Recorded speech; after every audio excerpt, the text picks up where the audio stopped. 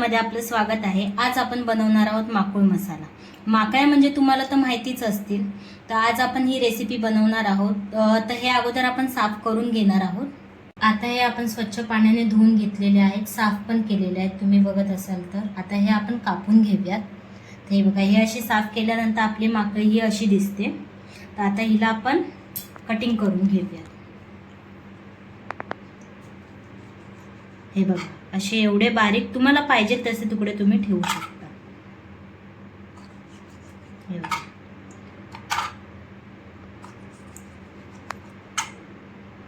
ही अशी आपण पूर्ण आपले माकळे आहेत त्या कापून घेऊया। चला, तर हे आपलं रेडी आहे सगळं साहित्य। हे मी माकळे धुवून घेतलेले आहेत, स्वच्छ पाण्याने कापून घेतले, कापून तर तुम्हाला दाखवलेले आहे। तर त्याचबरोबर आपल्याला हे सगळं साहित्य लागणार आहे।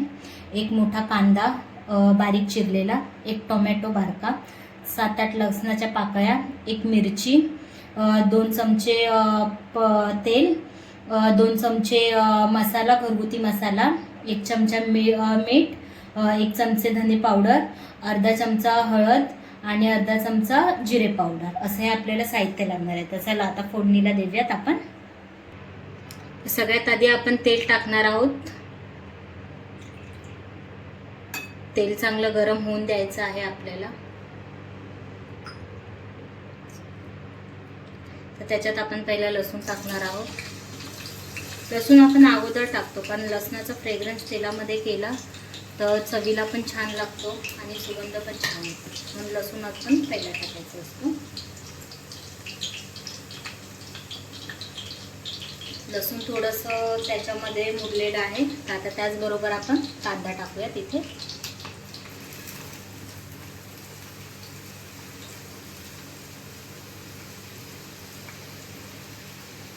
आणि मिरची टाकूया,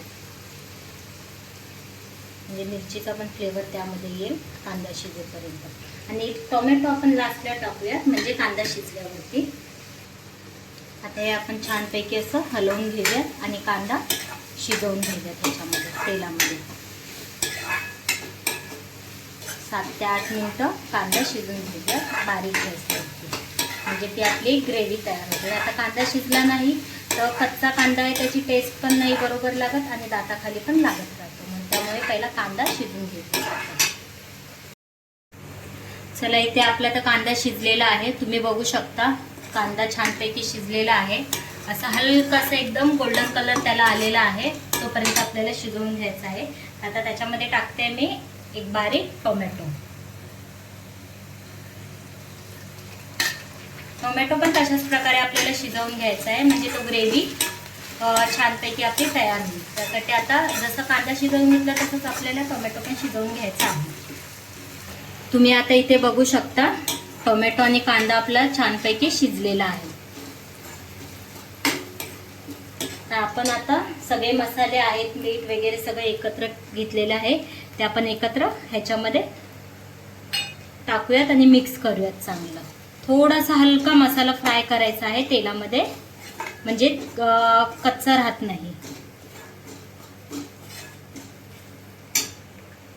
आपल्या माका ह्याच्यामध्ये आपण टाकूया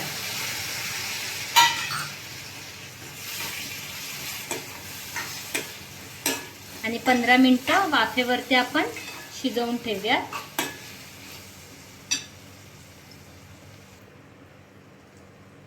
आता ह्या माका आपण 15 मिनिटं वाफेवरती ठेवून देऊया, म्हणजे ते